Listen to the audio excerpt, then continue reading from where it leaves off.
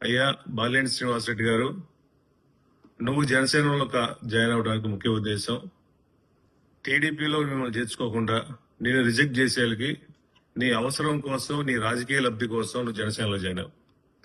ఇంకా జనసేనలో పోయి జనసేన ఉద్ధరిస్తావు అనుకుంటే, నిన్న మీటింగ్ లో నేను పవన్ కళ్యాణ్ గారిని అడిగింది ఒకటే, నేను ఆయనతో పాటు సినిమాలు చేయాలనుకున్నా అని చెప్పాడు. అసలు బాలినేని శ్రీనివాసరెడ్డి కన్నా పెద్ద యాక్టర్ ఎవరు లేరు. ఆయన పెద్ద కమలాసనం, ఆ ముందు ఆయనతో సినిమా తీయాలి.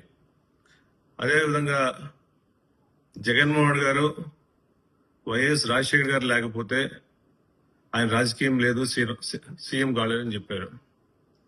అయ్యా రాజశేఖర్ గారు చనిపోయింది 2009లో, మా పార్టీ పెట్టింది 2011లో.